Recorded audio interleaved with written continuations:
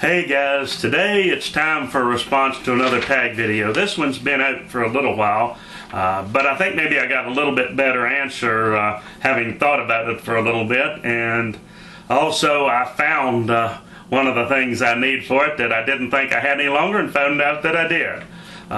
This tag is from MrBeJeCa95's.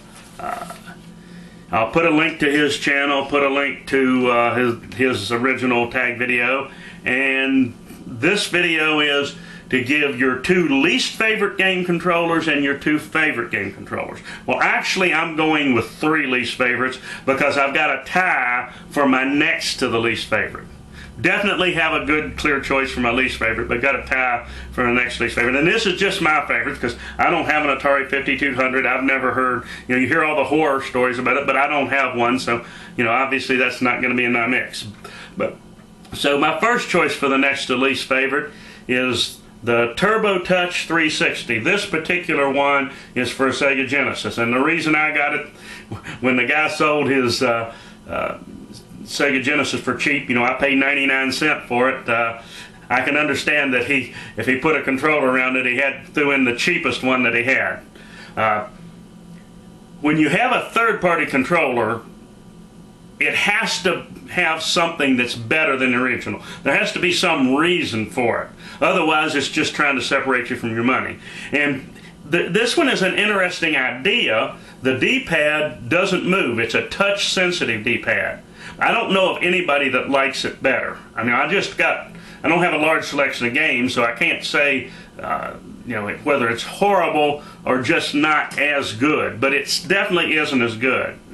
And it's so there's no real reason to have this as good as the Sega Genesis is. And I haven't tried the versions for the Super Nintendo and for the original Nintendo, but I'm sure I wouldn't prefer, I'd prefer the original controller over these. So no real reason to have it. So even if it isn't absolute garbage, it's nowhere near as good as the original. So that one's my next to the least favorite. And tied for that is the controller for the Sega Master System. And this is an adequate controller. I mean, it's very similar in form factor to the original Nintendo, but the D-pad is a little oddly shaped, and I just don't get a good feel with it. That's something that's fairly subjective, so maybe some people like it, but it just doesn't quite have a natural feel to it. It's just a little bit off to me. It just doesn't quite suit me. So that's the other one that's in my next to the least favorite.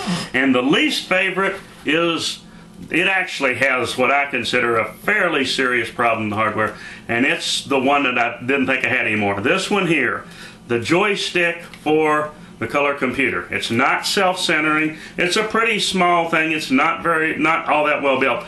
The control of the joystick part of it's all right, but the big problem with me is the fire button. This fire button is flimsy.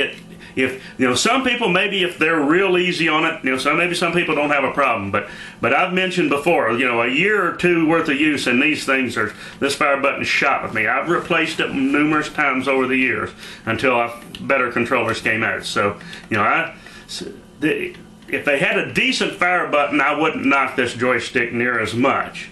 But it's just thankfully there are much better joysticks that are available for the color computer. But this one here, of all the controllers I have, even though I played it a lot over the years and, got along reasonably well playing the games, it's still one of my least favorite controllers. Or still my least favorite of the ones I have. Now, for my favorite controllers. Well, the first one I'm going to pick is probably the best general purpose controller out there. The DualShock controller. This is for the original PlayStation, and I don't really see any difference with the to speak of with the PlayStation 3. So they got a great design. They've kept with it. This DualShock Sony controller is just, it's got the two analogs set out well. The buttons are all laid out well. For the broad spectrum of games, I just can't think of a better controller than this. So you ask, why is it my next to the favorite and not my favorite? Well, for my favorite, I'm going to go with a special purpose controller that doesn't work with a lot of games.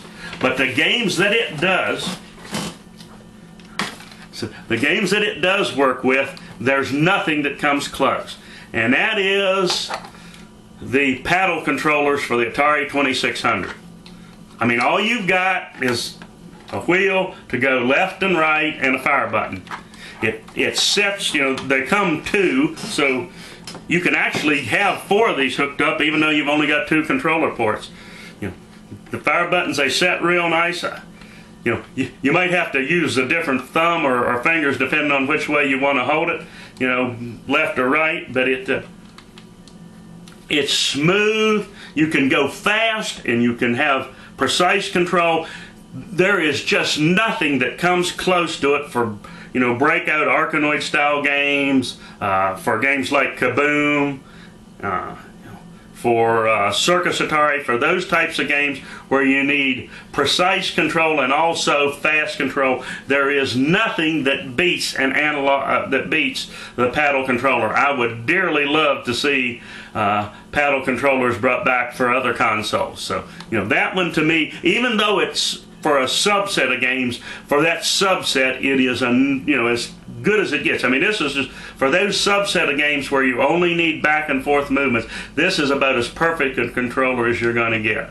And as I say, this is an open tag, so anybody that wants to respond, feel free to, and definitely consider leaving a video and leave it as a response to